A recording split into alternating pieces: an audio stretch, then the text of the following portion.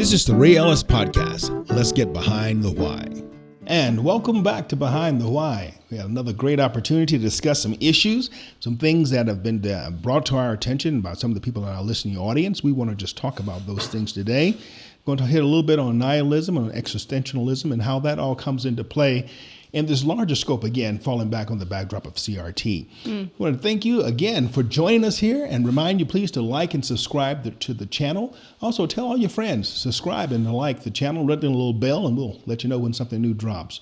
Also, if you'd like to support what we're doing here and help us get this conversation out, you find the link on the page here to direct you to our Patreon account. So let's get to it as we begin this almost ready to jump into the Christmas break here. We're getting started here, and I'm back with my daughter, Jordana. I want to talk about nihilism and existentialism, again, and that backdrop of CRT, because that seems to be where all this has its roots from. If you go back to the beginnings of nihilism, excuse me, in the late 20th century, you begin to see these thoughts come forward. People like Nietzsche and Hume and those guys. Right. So why don't we just jump right in, start conversation. You want to start, give us a working definition of CRT again as we can go forward and get the conversation started from there. Yeah, so critical race theory, basically it's fundamentally saying we're going to put race at the center of discourse, and we're looking at how basically the white man throughout history in America has been put in a position of supremacy and privilege over blacks. Right. And so it's looking at, is rooted in critical legal studies. So we're looking at how laws and really just the history of America has oppressed the black man and privileged whites. That's kind of the basis of critical race theory. And in my view, and my understanding is that what we have to do to get there are some basic premises within CRT that are sound, I think. The problem that we have with CRT is, however, that it uses the concept of race, where a better fit would be the idea of elitism. Yeah, I would agree with that. When we look around ourselves, what we see, and if you look throughout human history, you see this repeated. This is why I think the foundational truth holds up so firmly, is that it doesn't matter which group is in charge. That group always fights for its own sustaining power. It fights to sustain itself. You see it on the playground. When kids get in a group and they have power, what do? They do whatever it takes to maintain power. Right. And they don't want anyone else to take that power from them. There's a proverb in the Bible that says, he who would be rich says what? It is never enough. And it's the same principles that govern this, because this whole concept comes out of the fallen nature of man. Right. And so when we begin to think about this CRT and this idea of elitism, now think of it this way. When we start to talk about the government of America, if CRT was true at its foundation, then the leadership and control of America would be white in every aspect. In the same way that if you look at this same concept, CRT or CET as I want to call it, critical elitism theory, if you look in the reign of the royals, and especially in Europe, if you see I can't even say in Europe because it's true in every nation, when the royals had power, they created rules to make sure that they stayed in power.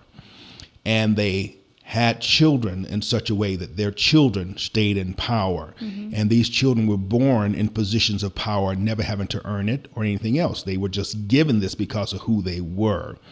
And it didn't have anything much more to do with the fact of who their mom and daddy was. Right. So you can trace that back to the royals of England, Rome, Greece. You can trace it back as far as the tribal nations of Africa, or even here in America, the tribal nations here in America. Excuse me. What we find is that this is a human problem. Definitely. And so when we come forward, we look here in America, we see it so clearly. If we look coming forward, we see that the power structures of America were predominantly controlled by the whites in this nation. That's not a mystery. We were founded from the European nations, so we brought that culture with us. They were predominantly white. That was just the way it went. But the laws they created, the Constitution, the Bill of Rights, those things aren't white. They have their foundations in truth. Right. And as you go forward, what you find out is that those laws allow for the rising up of other people within this realm of control of that. So what we see now, if what I'm saying is true, what we'll find is that government is seeking to become bigger, more powerful, and it doesn't matter who's in that group as long as they've been accepted into that elitist group. Right. Hence, you have people, like you said, Maxine Waters. She's in a position of influence, and she has been for a long time. Influence and power. Of power, and she's a black woman. And so things like that, when I see black people in those positions of power, we had a black president, Right. I'm like, okay, I don't see how in a systemically white supremacist nation Right. that would even be possible. It's even possible. You know? But it does hold true if it's about elitism. It does, yeah. Especially if you have a system of elitism where you can be allowed in. And that's where we see the problem, is that because or should I say the situation manifests itself, because in American government system, you can be invited into the elitist group. And once you are there, then you stop thinking like normal people. You start thinking like the elitist group. So that's how you can pass. Go ahead. No, so what you're going to say, then I'll say what I'm going to say. You can pass pay hike after pay hike after pay hike for that elitist group, right, regardless of what's happened to the rest of the nation. This is how you can go into an office of public service out of college, never having had another job in your life, and 25 years later be worth $25 million, is because you are part of an elitist group. Not because you have a skill set that you've earned or you work, but you're part of that group. Right. And as part of that group, the system feeds you. It takes care of you. It's like being born and being given a Dutch or an earlship where the king says, okay, that plot of land now belongs to you. Go do what you want with it. Or when Rome would settle and give plots of land to its generals when they retired because the emperor decided to bless you with this part. So now you go, Germania, for instance, is yours now. Not that you've earned Germania. No. Somebody just gave it to you. Right. How they get it? Because they're elite and they feel like they own everything. And so that's what we see happening in America. And it has less to do with race or sex. And the one thing I was going to say that I think we should get to, at least in our time here, go ahead, is even changing it. Where we say, if you look at it as critical elitist theory, and it's kind of like, oh, I could see that. But as a believer, so does the church. Should we still even adopt that? Oh, as gosh, a view? no. And I'd be like, no way. No. And it's because, like we're going to talk about today, the foundation of really critical theory. Right.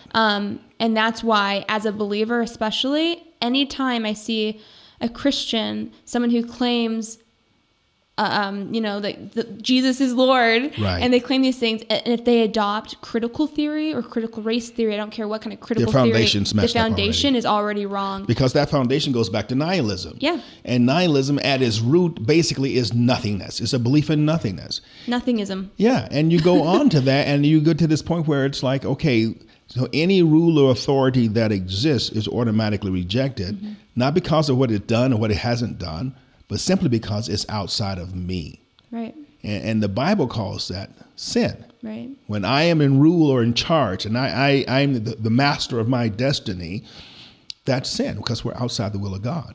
And so we see as a root this nihilistic mentality that says anytime you see government trying to come and get itself in positions of power, it's not because of righteousness, it's because it wants to stay in power.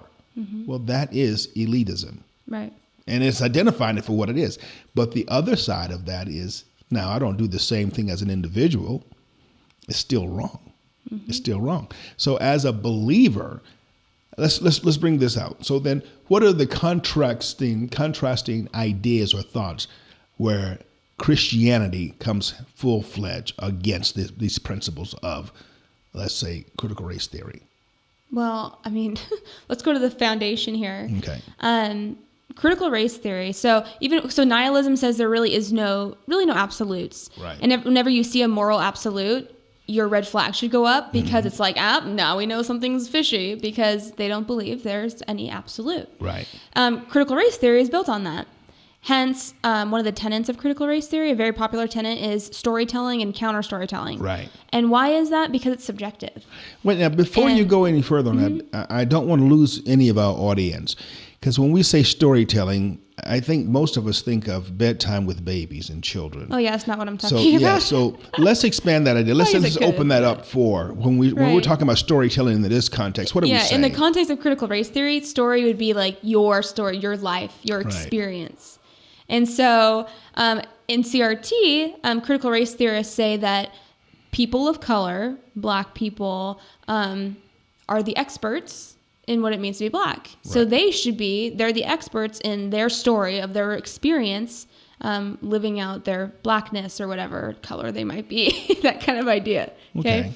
The problem with that is, and why this is a tenet, is because it is subjective. Mm-hmm. You could have many different stories. And because of that, we're going to pick and choose stories that fit this narrative. Right. So a lot of the critical race literature you'll read, it's a similar story. So what happens then if you are a member of this targeted group whose story is contradictory to the main story? What happens to that person? Well, like I am that person. And that's why I bring that up. See, that's that smooth transition. And I've experienced this, and I've talked to professors and said, that's not my story. You know, exactly. I haven't said it blatantly to them in that way. I try to it's come out blatantly. I kind of had to eventually. Been like, okay, let's talk. But it's not my story. Right. I don't identify as being underprivileged or oppressed because my life hasn't been that way. So if we're talking about subjective experience, I'm like, but there's a lot of other people too who are Black, right? Who I've talked to who have had a really good life, and their story is not. And their story is not the story of oppression. Their story is not even the story of extreme racism in their life, right? And so it's things like that. That's not to say they didn't experience racism, but I've heard people go so far in this critical race ideology to say that Black people cannot be racist. Yeah, I've had people and say it's that. like the statement is moronic. Mm-hmm. It's absolutely moronic. It's like you're saying that Black people can't favor Blacks, right? Or what you're saying is that if they do favor Blacks, it's okay when they do it. Or like just recently in New York, where you have the Black Hebrew nationalists movement, and they're targeting Jews, and they've been violent. And you don't see a lot of media coverage on it because it doesn't fit the narrative. It doesn't fit the narrative because, well, they're Blacks and they can't be doing racist crimes. But that's a hate crime, right? But we can't talk about it.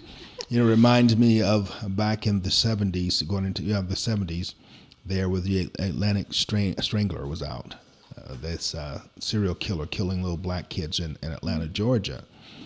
And it took the FBI profiling team a long time to come to the conclusion that this killer is Black.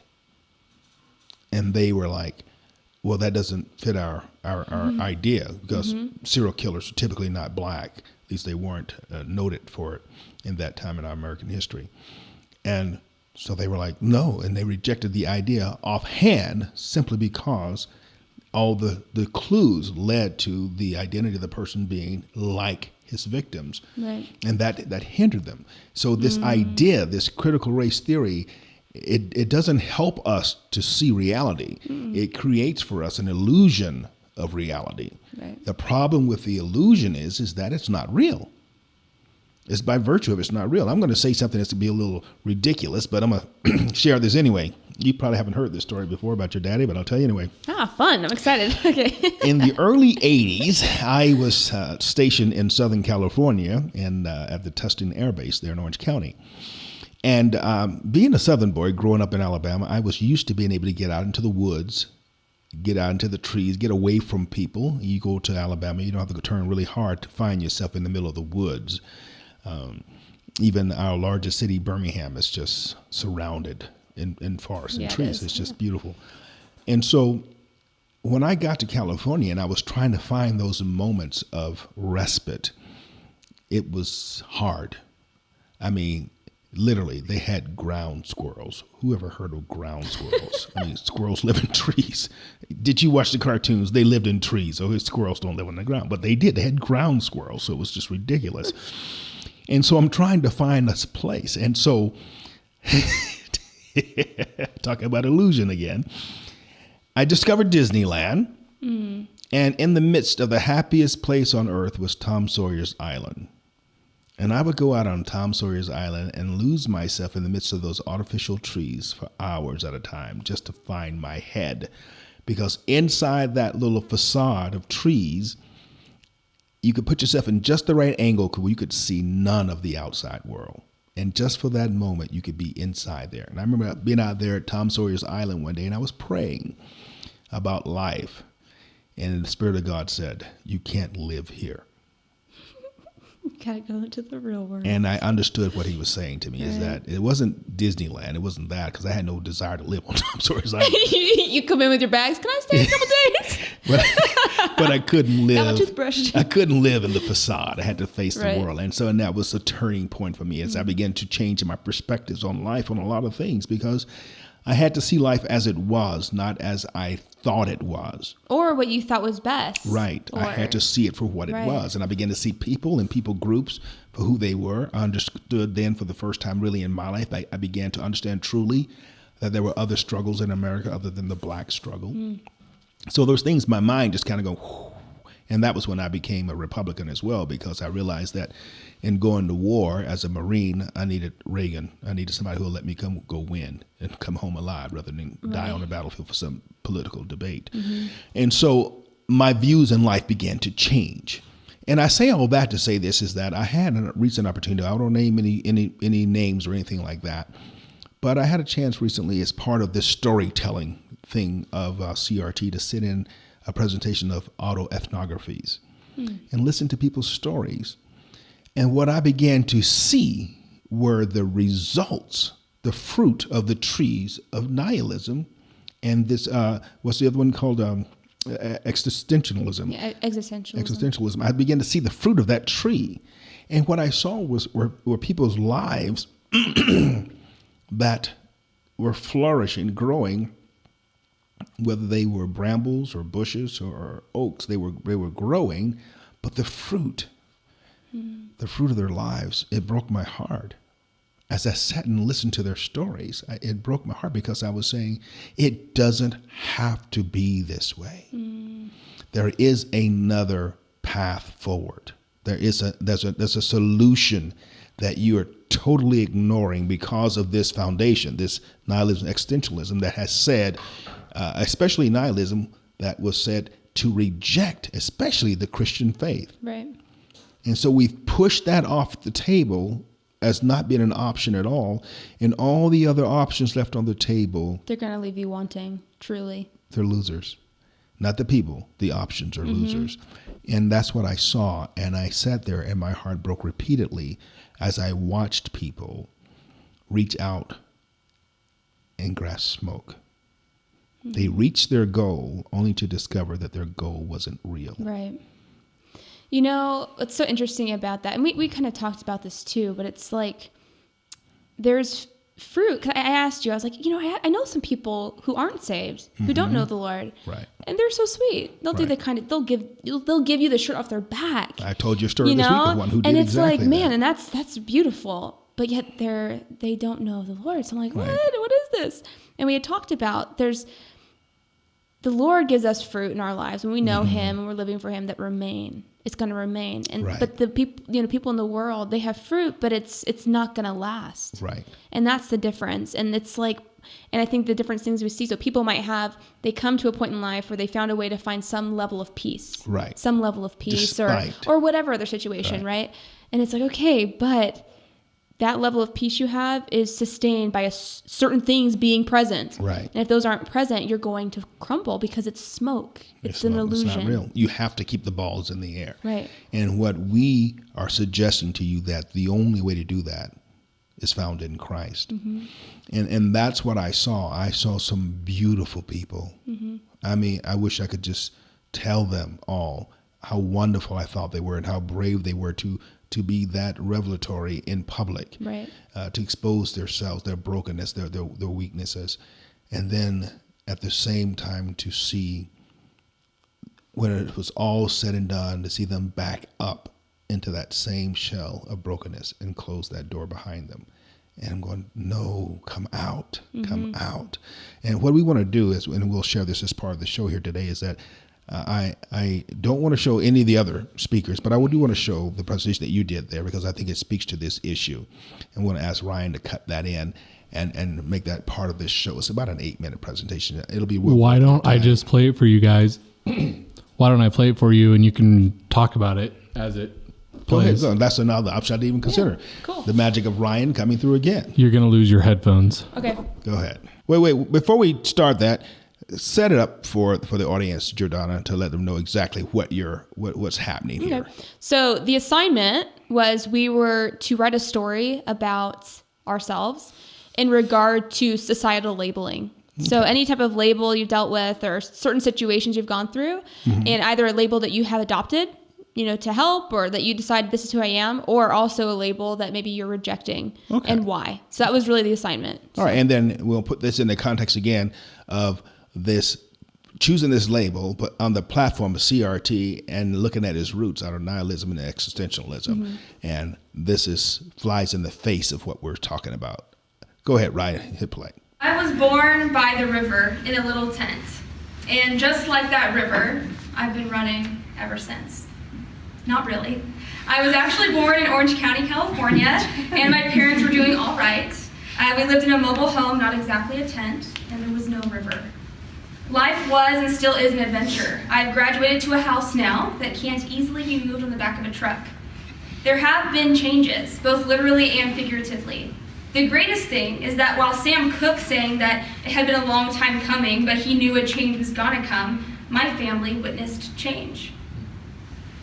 My dad was born and raised in Selma, Alabama. Before desegregation, he remembers seeing and drinking from colored water fountains.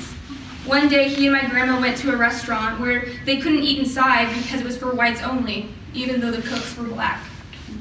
When they were little kids, my dad, his siblings, and friends would go to the Walton movie theater. They had to go through the black entrance in the back of the building and sit in the balcony and would throw ice cubes at the other patrons sitting below. Darn kids, right? So they had fun. 4 years ago, my dad walked through the front doors of the Walton Theater for the first time.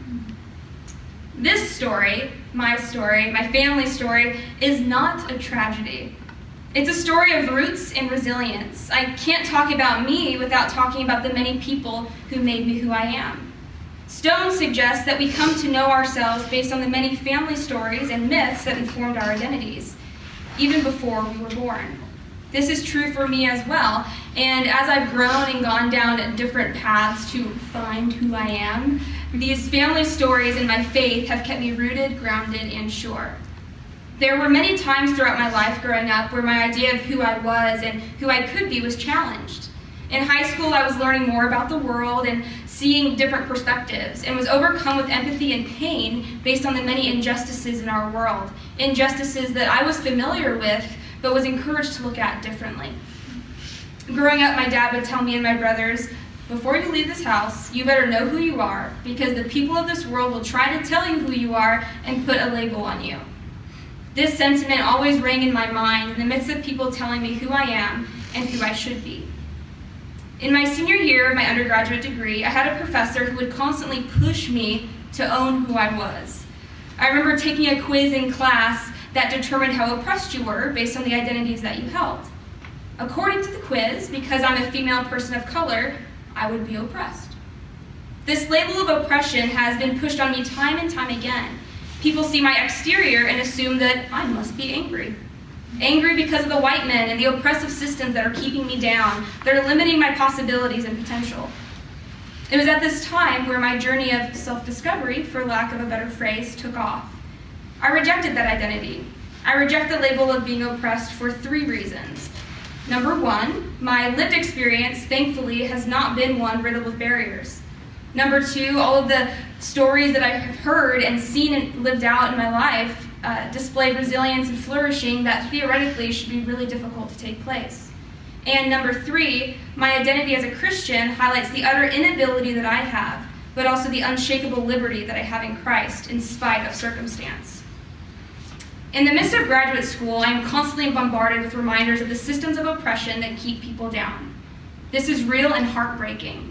Around the world, there are people born into cycles of poverty because of the choices of their family before them or because of the tyranny of government leaders. There are millions of people who are persecuted and killed for their religious beliefs or simply because they're different. This world is cruel and many are weighed down and oppressed. In the midst of understanding this reality that some live out, I can't help but think of the many examples of people who I look up to, who even though their enemies and even well-meaning people told them and reminded them that they couldn't, they still did. My great-great-grandmother, otherwise known as Mama, who helped raise my dad, was born the daughter of slaves. She was born in the segregated South in 1885, lived through Jim Crow, and died in 1972. My dad recounts a story when he was young where a white man had parked in front of the family house, obviously lost. My dad, being the gregarious 5-year-old that he was, said hello to the man and was greeted with vitriol and racial slurs. Tears filled his eyes and anger filled his being. Mama, who was sitting on the porch witnessing the incident, called him over to sit on her lap. The conversation that ensued went something like this. "Now I see you mad." My dad responded, "Mama, white folk are evil." Mama giggled and said, "Baby?" My dad's 5-year-old body was still tense. "No, Mama, white folk evil." Mama replied, "Let me tell you something. You remember this as long as you live, okay? There's some good white folk, and there's some bad white folk. There's some good black folk, and there's some bad black folk. People's people. Wherever you find people are, you let them be what they be, but you do right." This was the thought process that drove my family. My grandma, aka Granny, marched for her right to vote and went to the church meetings where Martin Luther King Jr. spoke, and she lived to see that right fulfilled. She counts it a victory while so many today want to take that victory from her. I dare you to tell my granny she's oppressed. Her reaction will make you think twice. My great-uncle Silas worked 3 jobs in Birmingham during segregation and eventually owned his own automotive shop and was able to buy land and the home that my auntie still lives in today. None of these people in my life identified as anything other than capable and resilient. They made a way, and because of the foundation they laid, the generation of me and my cousins have been that of a different story. A family of college graduates, teachers, nurses, broadcasters, artists, and business owners. Don't get me wrong, there were barriers, but they chose to push through those barriers collectively. Growing up, I idolized people like Martin Luther King Jr., Reverend F.D. Reese, Shirley Chisholm, George Washington Carver, Frederick Douglass, and Booker T. Washington. F.D. Reese was the late reverend of the church in Selma that my dad grew up going to and that we still go to whenever we're in town. He had invited Martin Luther King Jr. to Selma during the Civil Rights Movement in the 1960s. In January of '65, Reese organized Selma's Teachers' March to win their right to vote. Shirley Chisholm was the first black female elected to the United States Congress in 1968. When I was a kid, I had a picture of her hanging on my bedroom wall. George Washington Carver was born a slave. He is one of the most well-known black scientists of the early 1900s. A man of profound faith and intellect, Carver believed in teaching poor blacks how to become self-sufficient farmers. He discovered over 300 uses for the peanut. The peanut. Everything from flour to soap. Carver was invited by Booker T. Washington to teach at the Tuskegee Institute, where he taught for 47 years. I talked about Carver every chance I got in middle school. Frederick Douglass and Booker T. Washington were both men who were born into slavery. They put their faith in God and didn't maintain a label of oppression. They knew who they were, and their efforts led them to be of great influence on a national level, bringing issues of black maltreatment to the Oval Office.